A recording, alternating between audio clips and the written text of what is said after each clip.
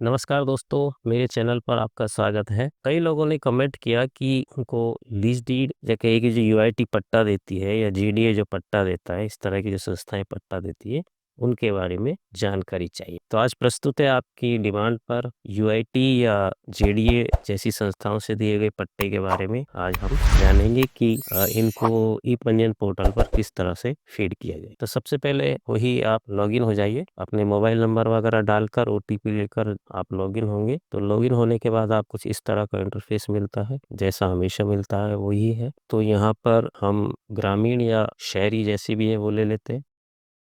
उसके बाद देखिए आप कैटेगरी दीजिए कि किसके नाम पट्टा रजिस्टर्ड होने जा रहा है। उसके बाद दस्तावेज का प्रकार, डॉक्यूमेंट टाइप लेंगे, तो यहाँ लिखेंगे लीज।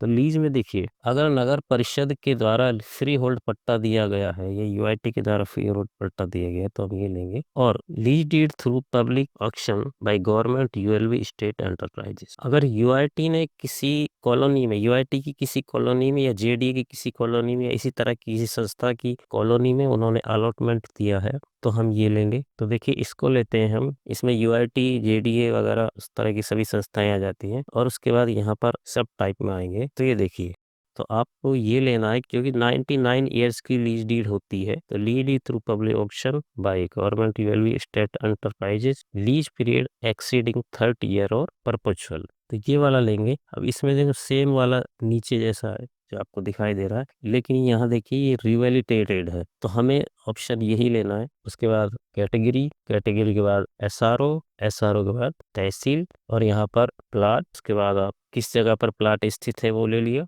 उसकी कैटेगरी रेजिडेंशियल है या कमर्शियल है, और कॉलोनी कौन सी कॉलोनी में प्लॉट स्थित है। उसके बाद यहाँ पर ले सकते हैं इसको इशूइंग अथॉरिटी, यूआईटी ले लिया हमने, सड़क की चौड़ाई, लैटिट्यूड, लॉन्गिट्यूड और प्लॉट का एड्रेस।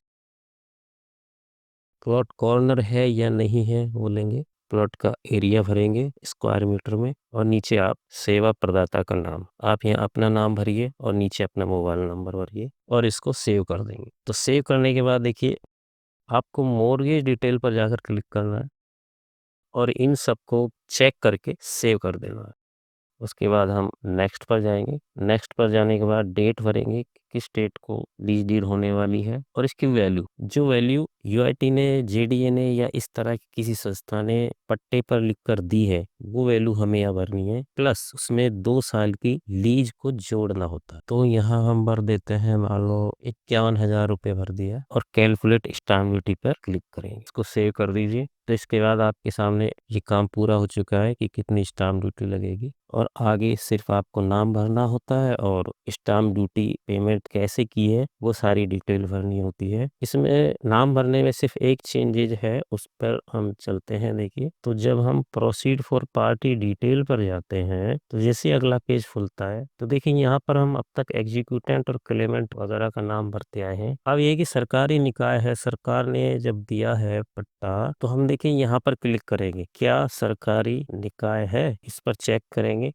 अब यहाँ से आप उसको एग्जीक्यूटर लेंगे, नगर सुधार न्यास या जो भी संस्था, इनमें से आप देख लेना कौन सी आती है। यहाँ हमने यूआईटी भर दिया और यहाँ भी यूआईटी भर दिया और इसको सेव कर दिया। एक पार्टी की डिटेल भरी जा चुकी है। उसके बाद आप इसके नाम से पट्टा इश्यू हो रहा है और 2 विटनेस, उनकी डिटेल भरेंगे। ये सब भरने के बाद आपको पेमेंट पर जाना होगा और पेमेंट उसने कैसे दिया है सरकार को वो सारी डिटेल भरने के बाद आप इसको फाइनल कर देंगे। तो इस तरह से ये जो लीज डीड का प्रोसेस है वो कंप्लीट हो जाता है। तो आशा है आपको ये अच्छा लगा होगा वीडियो और सब कुछ समझ आया होगा। अगर आपको कुछ समझ नहीं आया है तो आप मेरे को कमेंट कीजिए, जिससे मैं आपके प्रश्नों का जवाब दे सकूं। और वीडियो अच्छा लगा हो तो आप लाइक और शेयर कीजिए, और अगर चैनल पर आप पहली बार आए हैं तो आपसे रिक्वेस्ट है कि चैनल को सब्सक्राइब कर लीजिए, जिससे कि आने वाले वीडियोज के नोटिफिकेशन आपको मिलते हैं। आप सभी का बहुत बहुत धन्यवाद। Thank you.